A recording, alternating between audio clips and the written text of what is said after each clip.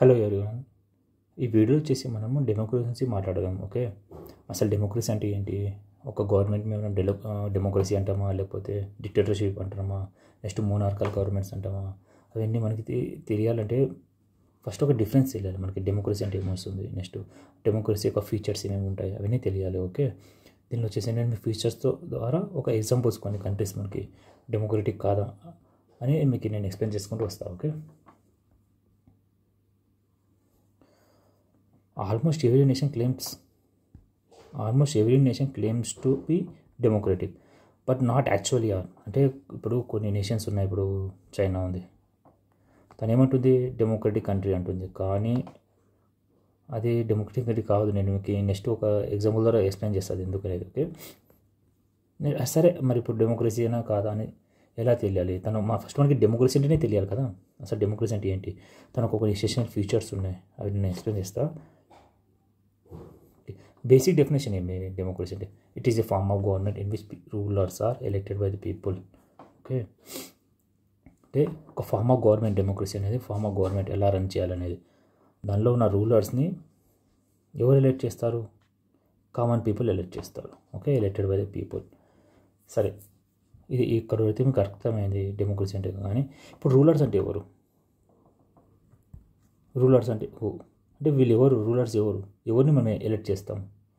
అది క్వశ్చన్లానే ఉంటుంది ఇప్పుడు మనకి, ఇంకా డెమోక్రసీ ఇంప్లిమెంట్ చేయకముందు. ఓకే, సరే, ఇప్పుడు ఇంకా నెక్స్ట్ వీళ్ళని ఎలెక్ట్ చేసే వాళ్ళు పీపుల్ ఉన్నారు చూడండి.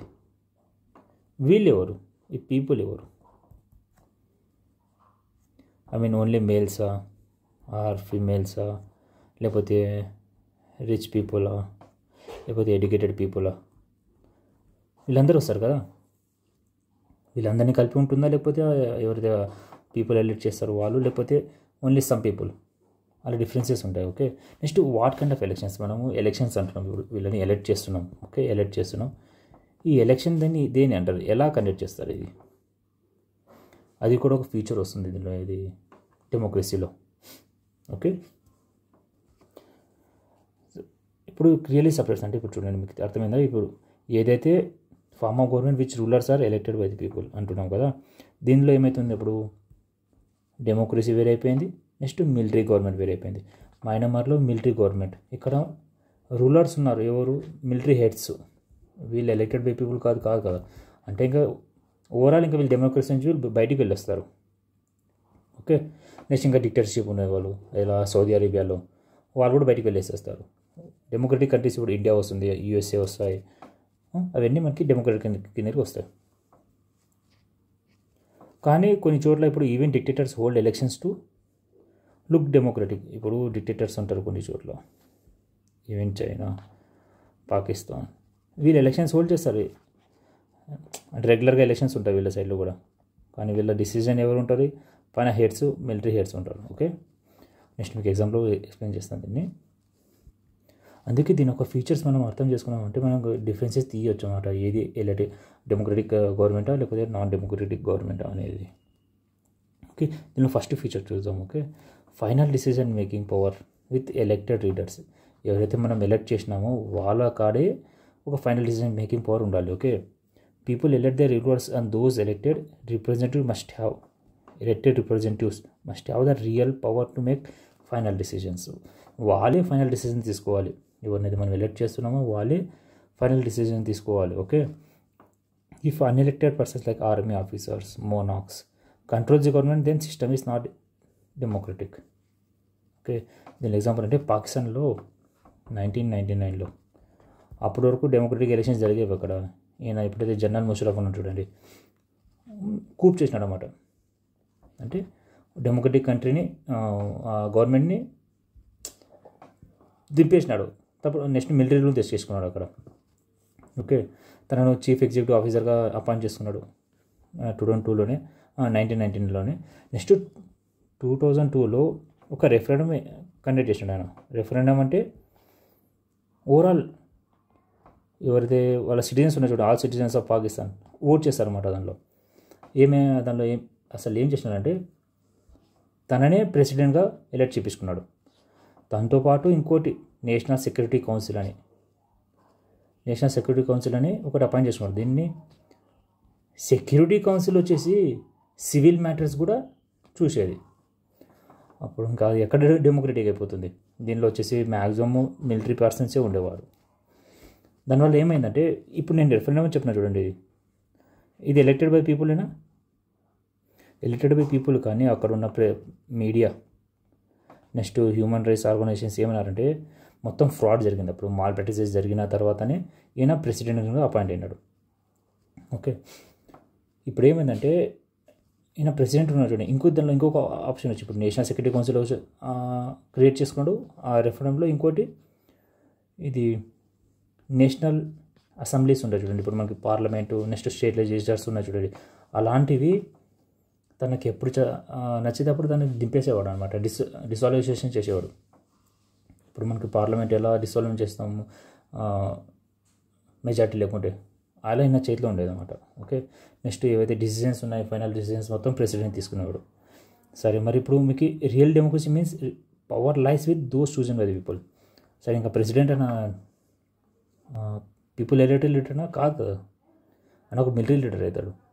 ఓకే, అందుకోసమే ఫైనల్ డిసిజన్ ఏదైతే ఉందో పైన ఇప్పుడు మనకు ఉంటాయన్నమాట. ఇప్పుడు పార్లమెంట్ ఉంది, అవన్నీ ఉన్నాయి, అక్కడ కూడా పార్లమెంట్ ఉంది, అవన్నీ ఉన్నాయి. తర్వాత క్యాబినెట్ డిసిజన్ తీసుకునేవి కూడా మన ఎలక్టెడ్ గవర్నమెంట్సే తీసుకుంటారు, ఎందుకంటే వాళ్ళు కూడా ఎలక్టెడ్ ఎంపీస్ కదా. అక్కడ అలా కాదు, అక్కడ నేషనల్ సెక్యూరిటీ కౌన్సిల్స్ ఉంటారు, నెక్స్ట్ ఇంకా ప్రెసిడెంట్ కూడా, వీళ్ళు ఎలక్టెడ్ పీపుల్స్ కాదన్నమాట. ఓకే, నెక్స్ట్ ఫీచర్ వచ్చేసి free and fair elections. Election ఎప్పటికీ ఫ్రీ అండ్ ఫెయిర్ ఉండాలి. People must have real choice of leaders, those in power should have fair chance of losing. ఎలాంటి ఇప్పుడు పలానా గవర్నమెంట్ ఉంది, నెక్స్ట్ ఎలక్షన్లో ఆ గవర్నమెంట్ లూజ్ అయ్యే ఛాన్సెస్ ఉండాలి, దాన్ని ఫ్రీ ఫెయిర్ అండ్ ఎలక్షన్స్ అంటాం. ఇంకోటి నెక్స్ట్ అపోజిషన్స్కి ఛాన్స్ ఇవ్వాలి తన ఒక పాయింట్స్ ఎక్స్ప్లెయిన్ చేయడానికి, నెక్స్ట్ మీడియా ముందు చెప్పడానికి. Okay, without genuine competition election became show, ఒక షోలానే ఉంటుంది కానీ డెమోక్రసీ కాదు. దీనిలో ఎగ్జాంపుల్ ఎలా అంటే చైనాలో వచ్చేసి నేషనల్ కాంగ్రెస్ అని ఉంటుంది ఒకటి, మన పార్లమెంట్ ఎలానో అక్కడ అదే. ఓకే, దీనిలో 3000 మెంబర్స్ ఉంటారు ఆల్మోస్ట్. ఇక్కడ ఉన్న మెంబర్స్ వచ్చేసి ఎవరు ఉంటారు తెలుసా, చైనాలో కమ్యూనిస్ట్ పార్టీని చూడండి, తను ఒక పర్మిషన్ తీసుకొని ఈ మెంబర్ వచ్చేసి ఎలెక్ట్ అవుతాడు ఇక్కడ. అంటే ఆ కమ్యూనిస్ట్ పార్టీ ఎవరైతే చెప్తారో వాళ్ళే మెంబర్ అవుతారు దానిలో నేషనల్ కాంగ్రెస్లో. దానిలో ఇంకా ఈ 3000లో కొంతమంది ఎలెక్టెడ్ బై ది ఆర్మీ.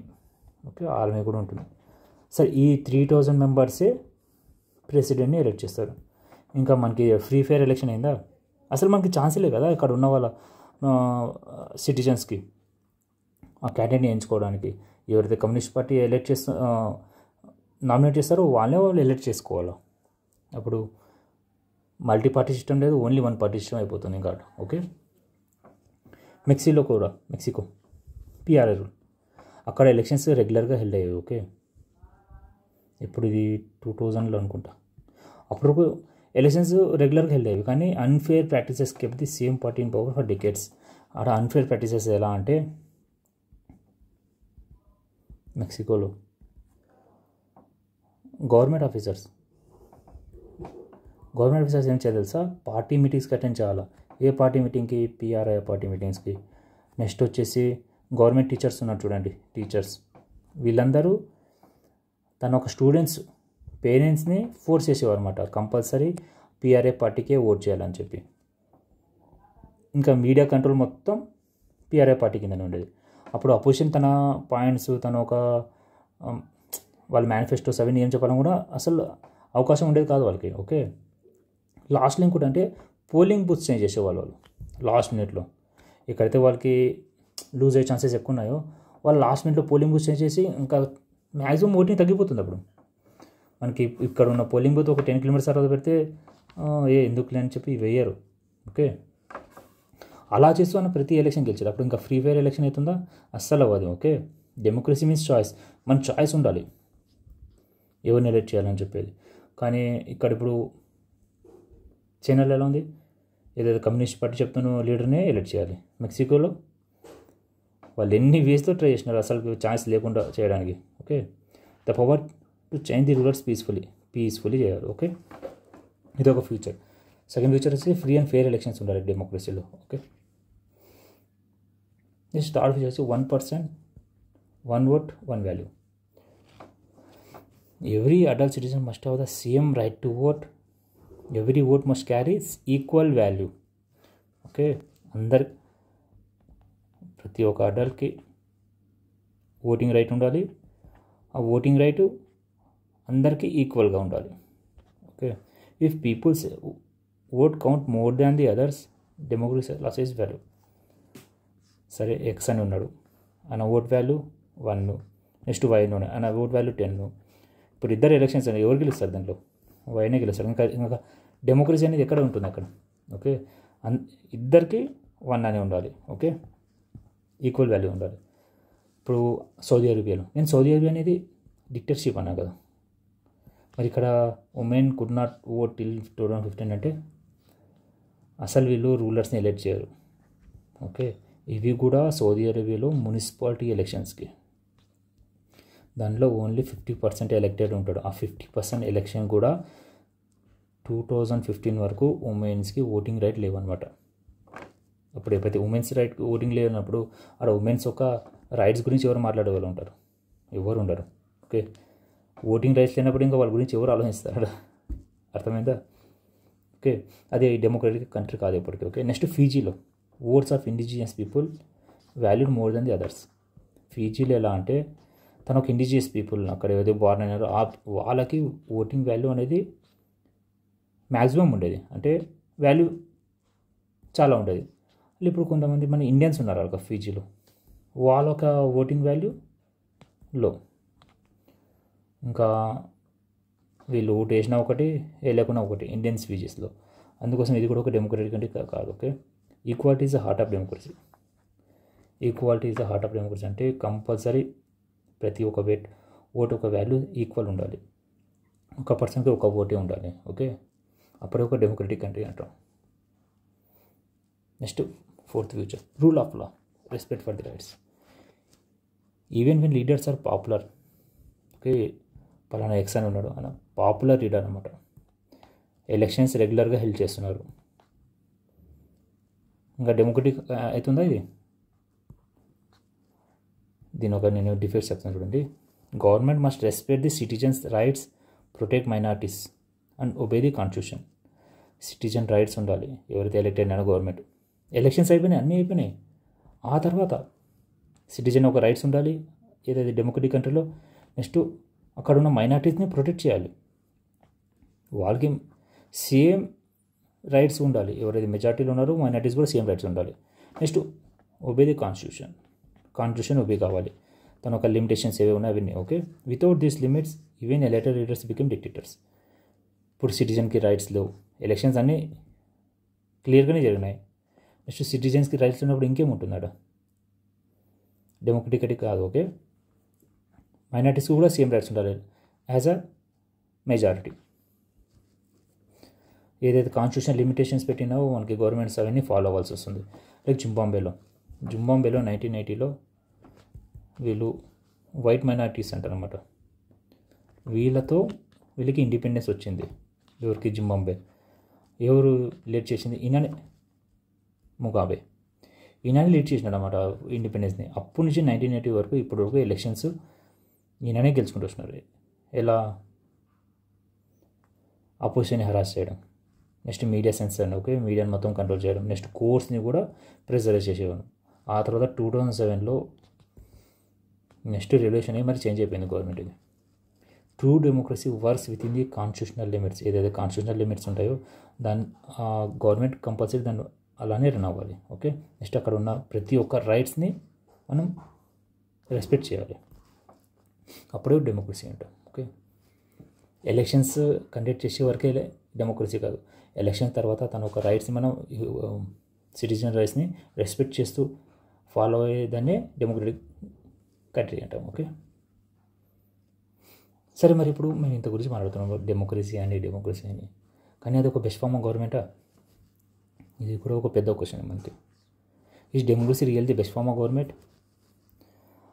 ఇప్పుడు ప్రజెంట్ ఉన్న అన్ని గవర్నమెంట్స్లో డెమోక్రసీ ఈజ్ ది బెస్ట్ అని అందరూ అంటారు. కానీ దీనిలో కొన్ని డిఫెక్ట్స్ కూడా ఉన్నాయి. ఈవెన్ డిఫెక్ట్స్ ఉన్నా కూడా ఇది బెస్టే అంటారు, ఎందుకని మీకు ఈ లాస్ట్లో అర్థమైపోతుంది. ఓకే,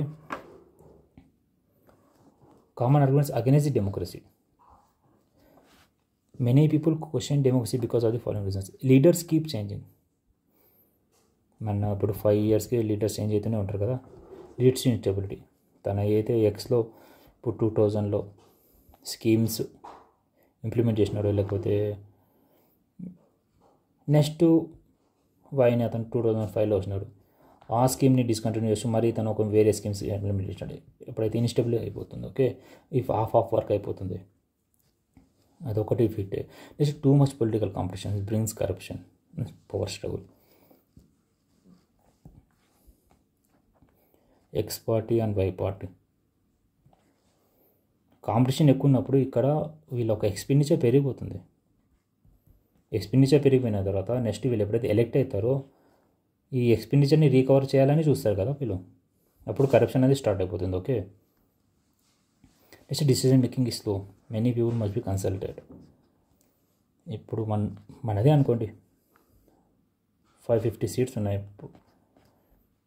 పార్లమెంట్లో, వీళ్ళందరూ కన్సల్టేషన్ ఉండాలి, వీళ్ళ దాంట్లో మెజారిటీ ఉండాలి, అప్పుడే మనకు ఒక డిసిజన్ వస్తుంది. It takes time. Okay, ordinary people don't know what's good and wrong చేసి మన ఇప్పుడు ఎలక్షన్ జరిగేటప్పుడు అందరికీ ఓటింగ్ వాల్యూ ఉంది.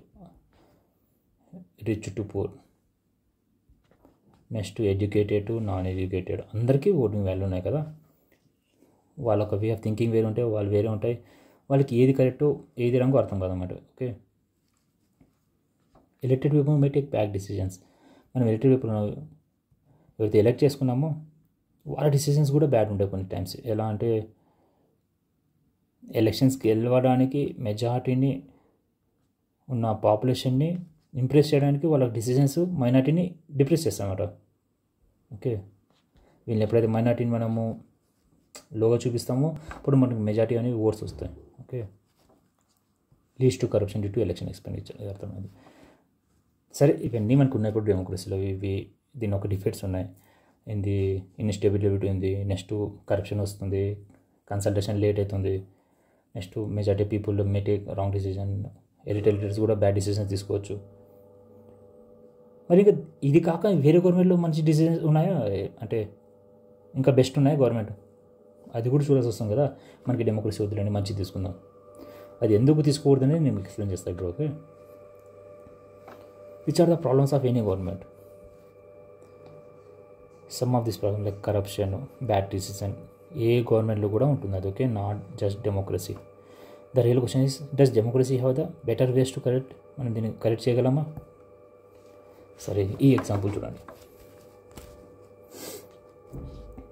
చైనాలో ఫెమైన్ అని వచ్చింది ఎప్పుడు, దీనిలో 1950-61లో. అప్పుడు 3 crore people చనిపోయినారు అనమాట దీనిలో, చనిపోయాము. At the same time India కూడా చైనా ఎలా ఉందో పూర అలానే ఉన్నాం మనం కూడా. కానీ మనం అవాయిడ్ చేసాం దీన్ని, ఫెమైన్ డ్యూ టు డెమోక్రసీ. చైనాలో వచ్చేసి తెలుసు కదా, కమ్యూనిస్ట్ పార్టీ, వాళ్ళ పార్టీ లీడర్సే ఎలక్ట్ చేసేవాళ్ళు, వాళ్ళని మెంబర్స్ని నామినేట్ చేసేవారు. అప్పుడు అపోజిషన్ లేదు, నెక్స్ట్ నో మీడియా రిపోర్ట్స్. మనకి ఆ ఫుడ్ షార్టేజ్ గురించి తెలియదు అన్నమాట. ఎప్పుడైతే ఫెమైన్ వచ్చిందో ఈ ఫుడ్ షార్టేజ్ గురించి బయటకు వచ్చేసి అర్థమయ్యే లోపలే ఇంతమంది చనిపోయినారు మనకి. కానీ ఇండియాలో ఆ టైంలో మనకి అపోజిషన్ ఉండేది, మీడియా ఉండేది, ఫ్రీ మీడియా. దీని గురించి మాట్లాడడం వల్లనే ఏమైందంటే దాన్ని కంట్రోల్ చేయగలం. Okay, in China hide information about the food shortages, there is no press or opposition to warn the people. Public warn చేయలేకపోయిన వాళ్ళు. Next, India being democracy, criticism and public pressure force government to act quickly. Okay, మనం ఎప్పుడైతే డెమోక్రసీలో మనకు chance ఉందన్నమాట, ఏదైతే జరుగుతున్నాయో దాని గురించి మాట్లాడడానికి, దాని గురించి. ఎందుకంటే ఇప్పుడైతే మనం క్రిటిసైజ్ చేస్తున్నామంటే వాళ్ళు దాన్ని ఇంప్లిమెంట్ చేస్తేనే నెక్స్ట్ గవర్నమెంట్ వాళ్ళు ఎలక్ట్ చేస్తాం, లేకపోతే ఎలక్ట్ చేయం కదా. అందుకే ఇదొక బేసిక్ ఫీచర్ కంపల్సరీ మన డెమోక్రసీలో ఇంప్లిమెంట్ ఉండాలి.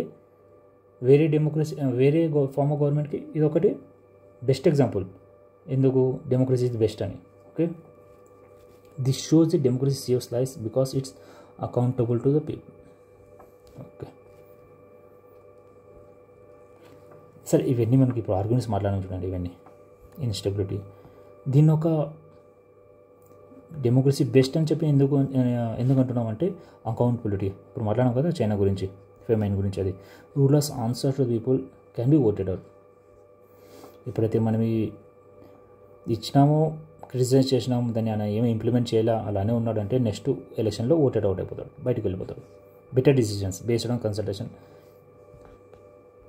550 మైండ్స్ కలిసి పార్లమెంట్లో మాట్లాడుతున్నాడంటే 550 ఒక ఆన్సర్స్ వస్తాయి, క్వశ్చన్స్ వస్తాయి. దీన్ని డిస్కస్ చేస్తూనే ఒక బెస్ట్ అవుట్పుట్ అనేది వస్తుంది మనకి. ఓకే, ఓన్లీ సింగిల్ పర్సన్ తీసుకోవడం కాదన్నమాట ఇది, ఇంత పెద్ద కంట్రీని. Okay, peaceful solution conflicts, avoid violence and diverse groups. ఇప్పుడు మన ఇండియాలోనే వచ్చేసి వేరియస్ లాంగ్వేజెస్ ఉన్నాయి, నెక్స్ట్ రిలీజియస్ గ్రూప్స్ ఉన్నాయి, నెక్స్ట్ క్యాస్ట్ గ్రూప్స్ ఉన్నాయి. ఇప్పుడు నాన్ డెమోక్రటిక్ అనుకోండి, వీళ్ళని ఎవరిని హెడ్ చేస్తారు? ఇక్కడ ఎవరిని హెడ్ చేయలేము కదా. అందుకోసమే డెమోక్రసీలో ఎలా ఉందంటే అందరికీ ఛాన్స్ ఉంది, ఎవరైనా ఉండొచ్చు, ఎవరైనా పోవచ్చు దీనిలో. Okay, dignity of citizens, every one is equal. ఇది మాత్రం చాలా ఇంపార్టెంట్ చూడండి డెమోక్రసీలో. పూర్ పీపుల్కి ఎంత వాల్యూ ఉందో is equal to rich people కూడా అలాగే వాల్యూ ఉంటుంది డెమోక్రసీలో. ఐడియల్ డెమోక్రసీలో అంటున్నా ఇది. Okay, next ability to correct the mistakes. People can change the government peacefully. ఆయన ఈ ప్రజెంట్ ఈయన టర్మ్లో బాగా చేయలేదు అనుకుంటే నెక్స్ట్ మనం టర్మ్లో ఆయన చేంజ్ చేసుకోవచ్చు, అది కూడా peacefully. Okay, arguments for democracy. ఓకేనా, ఎందుకు బెస్ట్ అనేది చెప్పే కోసం. అకౌంటబుల్ ఉంటుంది, బెటర్ డిసిజన్స్ ఉంటాయి, next peaceful solution for conflicts, next dignity of citizens. Okay, next ability to correct mistakes. In a democracy, even poorest and least educated has the same political status as the richest. Poorest of the poor can become a PM in India, and richest can also become a PM. Okay, ఇది ఒక democracy best అంట నేను. ఎందుకంటే తను ఒక పాలసీస్ని ఎలా implement ఎలా చేస్తామని చెప్పి ఒక పూర్ పీపుల్ కూడా బయటకు వచ్చి చెప్పినా కూడా మనం ఆయనకు ఓటేషన్ అని PM చేయగలం. Okay, that equality gives dignity something absent in డిక్టర్షిప్లో ఇట్లా ఛాన్స్ ఉంటుంది, అస్సలు ఉండదు. సౌదీలో ఒక పూర్ పర్సన్ డ్రైవర్ ఉన్నాడు, లేకపోతే ఇప్పుడు మన పిఎంఏ ఉన్నాడు, ఆయన టీ సెల్లర్ అంటారు. అక్కడ నాటి టీ సెల్లర్ అక్కడ కింగ్ కాగలడా? సౌదీలో ఎప్పటికీ కాలేడు. ఓకే, ఇది బై బర్త్ వచ్చేవి అన్నీ. Okay, and adult democracy means every citizen has equal opportunities for education, next resources to important decisions.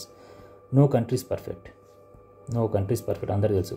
But every democracy must keep improving. ఇప్పట్లో ఉన్న ఏవైతే ఫార్మర్ గవర్నమెంట్స్ ఉన్నాయో, డిక్టేటర్షిప్, నెక్స్ట్ మోనార్కీస్లో బెస్ట్ అనేది డెమోక్రసీనే. But it must be keep improving.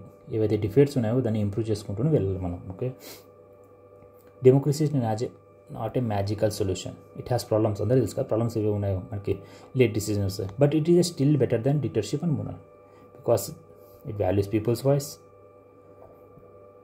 It corrects is mistakes. తను ఒక mistakes correct చేస్తూనే వెళ్తుంటుంది డెమోక్రసీలో.